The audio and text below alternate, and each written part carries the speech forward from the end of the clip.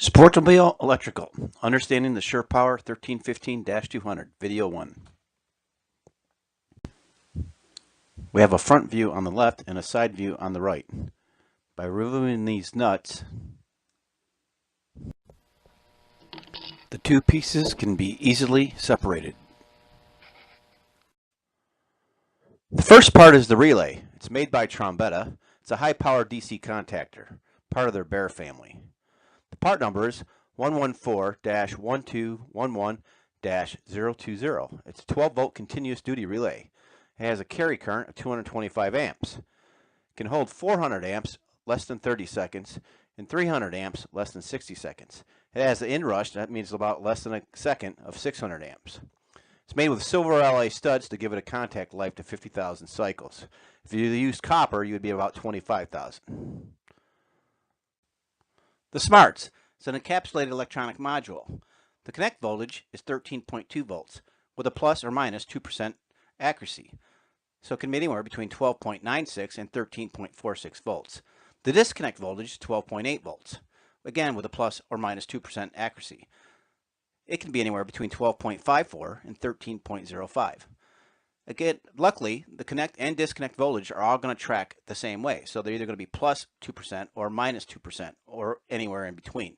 But they will be tracking together, so there will be no overlap between the voltages. The auto current is 10 milliamps. That is the typical measurement. The relay drive current, again, is a typical measurement of 1.5 amps. There's a connect debounce circuit of 4.4 seconds, meaning once the relay connects, it's going to stay connected for a minimum of 4.4 seconds before it'll disconnect, no matter what the battery voltage does. There's a disconnect debounce circuit that does the same thing. It's a 7.2 second delay. So once the battery disconnects, it's going to remain disconnected for a minimum of 7.2 seconds, no matter what the battery voltage does. SurePower connections. First, we have the house or aux battery. Then we have the starting battery.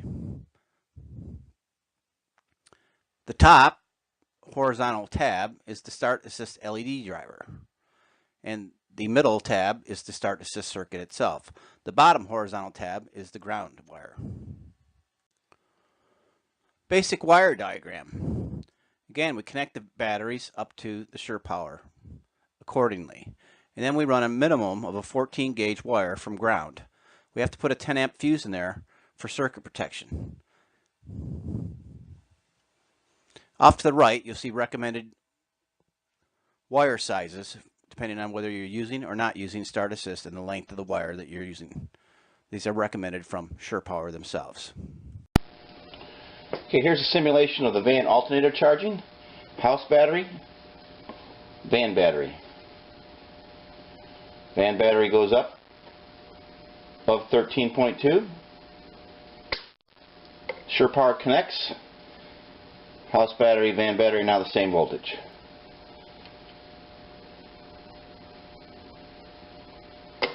Drops below 12.8. They disconnect. As you can see, the house battery starts to drop down. Now we're simulating your house charger or solar or shore power charging and also charging your starting battery. Again, voltage goes up above 13.2.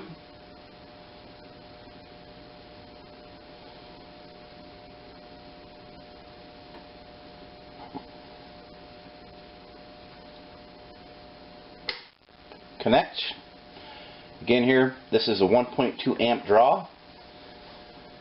So if you were using solar and you were getting out a meager 2 amps out of your solar charger, you know, half of it's being used by this connection.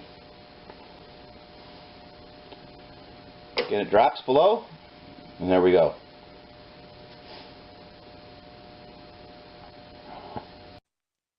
Adding a start assist circuit. We start by using a momentary single pole, single throw on-off switch. We connect that to a battery, the house battery generally, with a 3 amp fuse. When the switch is closed, the SurePower connects both batteries together. The starting battery must be above 10 volts, and the start assist voltage itself must be above 3 volts. When it's open, the SurePower works like normal. You can also add an LED to the Start Assist LED driver tab. This only lights when the Start Assist switch is closed. It's a 250 milliamp capable drive circuit. Here we're demonstrating the Start Assist button. At 11.5, the starting battery is too low for the Start Assist to come into play. You need to have at least a minimum voltage out there. Bring it up. 11.8. We have enough. Hit the Start Assist button, they'll combine.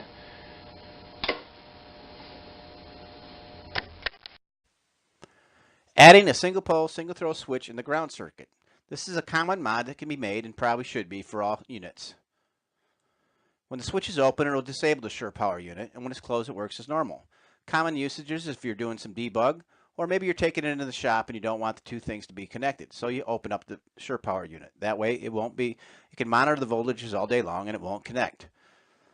Care should be taken though when you're actually doing some debug with this. A common failure mode of the relay itself is that it gets stuck on together. So even though you disconnect the ground, the two batteries may be tied together.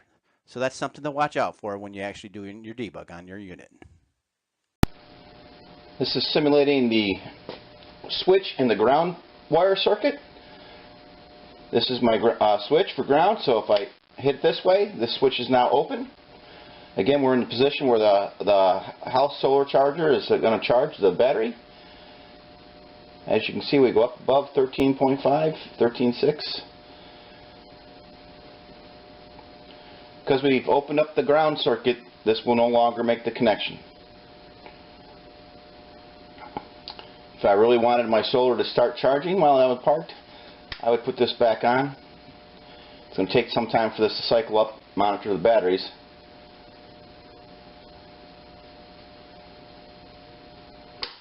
And there you see the connections made.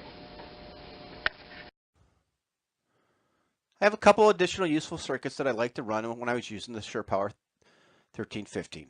First, it's called using the run circuit in your SurePower. The second one is the use of a Blue Series M-Series 6007 switch as a manual backup. I find both of these are useful and you may want to use them. The run circuit mod. 12 volts from the van run circuit energizes the relay coil. Ground flows through the normally open relay input to the ground tab on the SurePower 1315. This enables the unit to work. Shut off the engine and the 12 volt goes away, and the ground tab is now disconnected, disabling the unit.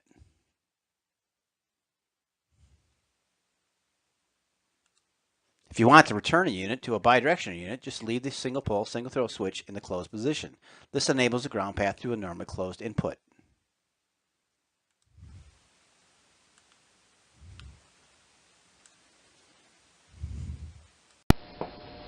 Here I'm going to demonstrate the addition of the run circuit relay.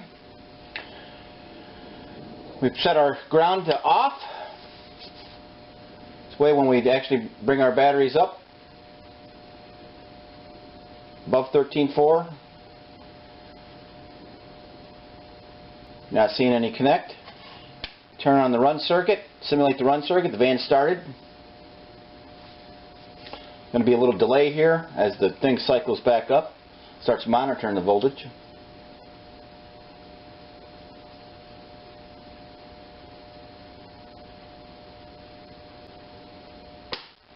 There you see the connections made. Run circuit goes away, disconnect.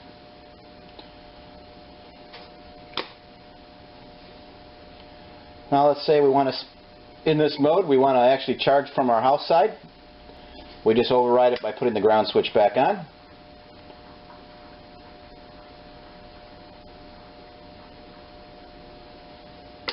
Connections made. Works as normal. If you don't want to have it charging with the house side, leave this in the open position. And then the run circuit will make sure it comes on every time you run the van. Adding a manual backup switch. It uses the Blue Sea M-Series 6007 switch. In switch position 2, we have a normally operating SurePower unit. Voltages are monitored on both batteries and connected as expected. Switch position 1, the bypass the SurePower unit and direct connect the batteries. Next, we move to switch position 0. This disables both paths from the starting battery.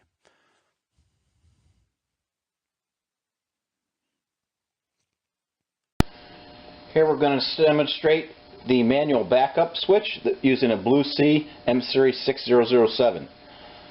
We're in position 2, which is our normal position where we're running straight through the separator. As you can see,